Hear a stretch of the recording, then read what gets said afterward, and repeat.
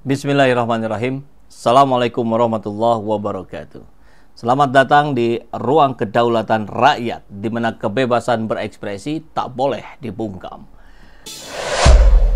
Wapres menekankan, sudah menjadi tugas DPR untuk bertindak lebih jauh jika menemukan ada yang tidak beres.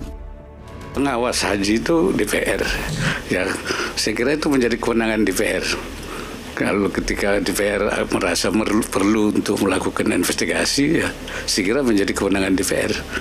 Nah, kalau itu diperlukan, itu saya kira menurut saya nggak masalah. Memang kewenangan DPR untuk melakukan hasil pengawasannya. Untuk pengawasan itu kemudian memerlukan ada investigasi.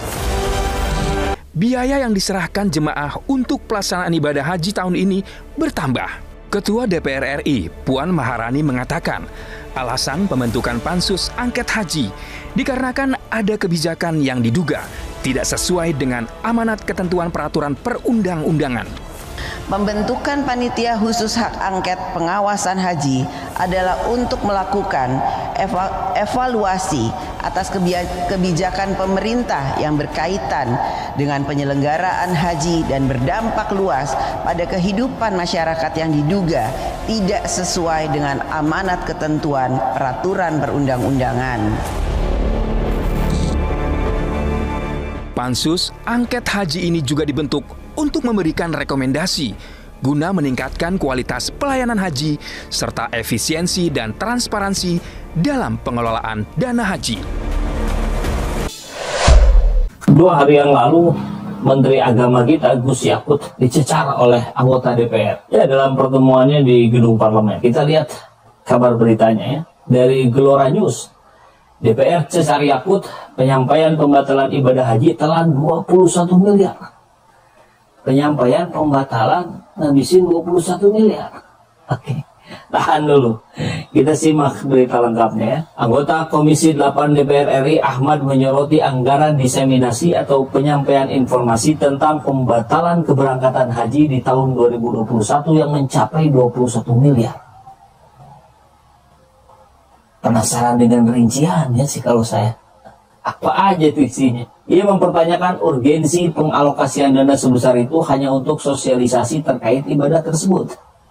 Ya, hanya untuk sosialisasi gitu. Lewat channel YouTube ini juga bisa, gratis. Nah sayangnya pertanyaan itu tidak dijawab oleh Gus Yakut. Ini kan mengherankan. Dan pertanyaan dari anggota DPR itu yang sudah diliput oleh berbagai media mainstream di Indonesia harus ditindaklanjuti. Iya dong. Lagian publik juga sudah tahu, tanpa Menteri Agama mengumumkan pembatalan, publik sudah tahu duluan malah. Ya kan kita sudah dengar juga dari otoritas kerajaan Saudi yang sudah jelas-jelas tidak membuka visa haji. Jadi ini dipakai buat apa? Hati-hati loh. Karena kan jelas Kementerian Agama mengumpulkan jamaah atau orang-orang calon haji kan tidak. Mau yang di daerah-daerah ataupun yang di pusat, nggak ada itu.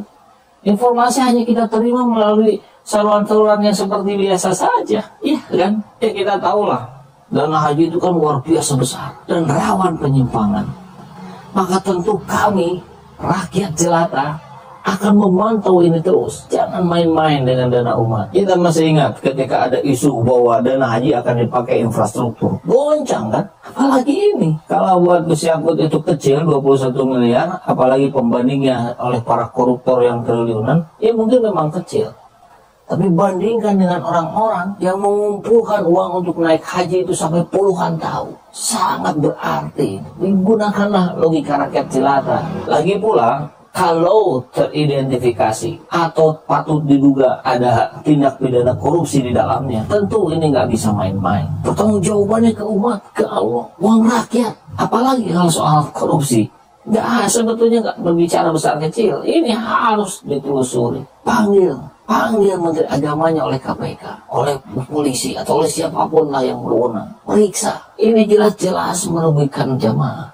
Ini jelas-jelas merugikan negara. Kalau tidak ada transparansi yang clear, tidak ada penjelasan yang masuk akal. Ya, barangkali sahabat semua juga masih ingat ya, dulu Menteri Agama kita Surya Dharma Ali itu kan juga merasa yakin tidak melakukan tindak pidana korupsi. Tapi setelah diselidiki oleh KPK, dan PPATK ketahuan ada tindak pidana korupsi. Nah ini Gus Yakut, hati-hati. Kalaupun bukan Anda yang melakukan, kalau memang benar di situ ada tindak pidana korupsi, maka Anda harus bersih-bersih dari detik ini juga. Anda harus berupaya mengembalikan kepercayaan rakyat kepada Anda sebagai Menteri Agama yang sering bikin blunder, yang sering bikin kontroversi itu. Kami tunggu, mau KPK, mau polisi, mau PPATK, periksa, panggil Menteri Agama. Sahabat semua, di Delik News kita dapatkan kabar yang cukup mengejutkan. Kita simak ya. BPK minta Yakut agar Kemenak pertanggungjawabkan dana bantuan 7,7 miliar rupiah. Itu sih angka yang nggak sedikit ya. Kenapa Kemenak harus bertanggung jawab atas hal ini? Kita simak beritanya. BPK menemukan Kementerian Agama menyalurkan bantuan operasional pendidikan atau BOP kepada lembaga tidak aktif. Lembaga yang pernah ada tapi sudah tidak aktif lagi, atau dari awal memang sengaja dibuat untuk meraup dana-dana semacam ini. Bisa jadi kan. Dan BOP ganda tahun 2020 sebesar 7.785 juta rupiah. Ganda, ini 2 kali dapatnya. Di mana aja nih dia? Kita lihat ya, ada di mana aja nih lembaga-lembaga siluman seperti ini. BPK merekomendasikan Menteri Agama agar menginstruksikan kepada Dirjen Pendis supaya mempertanggungjawabkan penyaluran BOP ganda dan penyaluran BOP kepada lembaga yang tidak aktif tersebut dari para penerima bantuan dan menyetorkannya kembali ke kas negara. BPK merinci bahwa penerima BOP pesantren dan pendidikan keagamaan Islam dengan status tidak aktif di Provinsi Jawa Tengah sebanyak 91 lembaga senilai 2.335 juta. Kok sampai hampir 100 itu? Bisa-bisanya tidak terdeteksi. Manajemennya macam apa ini? Kemudian penerima BOP pesantren dan pendidikan keagamaan Islam serta bantuan pembelajaran daring BPD pesantren dengan status tidak aktif atau lembaga sudah tutup tidak memiliki santri di Provinsi Jawa Timur sebanyak 13 lembaga senilai 225 juta rupiah. Santrinya nggak ada, duitnya dapat. Selanjutnya terdapat penerima BOP pesantren dan pendidikan keagamaan Islam dengan status tidak aktif di Provinsi Sulawesi Selatan sebanyak 32 lembaga senilai 410 juta rupiah. Tidak hanya itu, Kemenak RI juga memberikan BOP pesantren dan pendidikan keagamaan Islam lebih dari 1 kali di sejumlah provinsi. Apabila dihitung dengan pemberian bantuan kepada lembaga tidak aktif mencapai 7,7 miliar. Dan biasa, atas informasi ini kemudian tim redaksi mencoba beberapa kali menelpon ke kantor Kemenak. Telepon tersambung namun tidak ada petugas yang merespon. Ya apalagi yang dibawa-bawa, mereka pasti tahunya teknis saja, disuruh melakukan ini lakukan. Dan persoalannya dari pengambil kebijakan. Yang bertanggung jawab ya jelas Menteri Agama. Apakah Menteri Agama tidak melakukan pengamatan terhadap hal itu? Atau itu kemudian dilimpahkan tanggung jawabnya kepada Dirjen? Kemudian nanti cuci tangan. Deliknews.com juga memberikan surat konfirmasi kepada Menteri Agama RI via email pada 20 Januari kemarin, namun belum ditanggapi hingga ditayangkannya berita itu. Ya, Menak Yakut berkali-kali membuat persoalan di publik dengan kalimat-kalimatnya yang terkesan sering membela kepentingan non-muslim, tapi kepada umat muslim sendiri justru terasa diasingkan. Ini persoalan yang ada di negeri ini hari ini. Dan kita lihat sendiri, konon katanya rekening Pak Menak Yakut ini juga meningkat berkali-kali lipat. Ini beritanya. Ya sudahlah, seperti biasa saja. Buat kita-kita rakyat jelata, kita berisikan terus saja ini di media sosial agar mendapat perhatian publik yang luas, sehingga hal-hal seperti ini bisa diusut dan tidak diulangi lagi. Tentu dengan sebuah sistem yang profesional. Mudah-mudahan dengan keberisikan kita terus, KPK, kepolisian, BPK dan yang lain-lain bisa memberikan atensi yang penuh dan bekerja profesional. Kan gitu ya, di negeri ini harus viral dulu baru diselesaikan. Sahabat EC Channel semua, terima kasih ya sudah menonton video ini. Saya sangat senang sekali bisa berbagi konten video ini dengan sahabat EC Channel semua. Ya, jika Bapak dan Ibu sahabat EC Channel semua suka dengan video ini, jangan lupa klik tombol like di bawah ini. Like dari Bapak dan Ibu benar-benar akan membantu video ini untuk bisa dilihat lebih banyak orang-orang yang lain yang bisa bergabung ke sini. Dan pastikan untuk subscribe channel ini dan aktifkan lonceng notifikasinya agar sahabat EC Channel semua nggak ketinggalan video-video terbaru dari saya.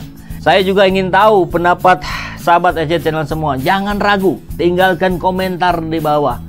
Saya selalu senang membaca dan merespon komentar dari sahabat SJ Channel semua. Sekarang, buat sahabat SJ yang ingin mendukung channel ini lebih jauh lagi dan mendapatkan banyak keuntungan eksklusif, sahabat SJ bisa menjadi member dari channel ini. Dengan menjadi member, sahabat SJ akan mendapatkan akses ke konten-konten eksklusif, badge spesial di sebelah nama sahabat SJ Channel semua, dan emoji custom yang hanya tersedia untuk member saja.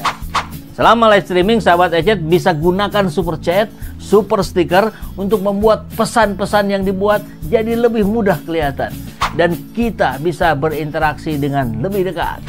Dan jika sahabat SJ sudah menonton video ini atau setelah live stream selesai, bisa juga memberikan super thanks. Ini adalah cara yang keren untuk menunjukkan apresiasi untuk perjuangan kita bersama-sama ya. Sampai jumpa di video berikutnya.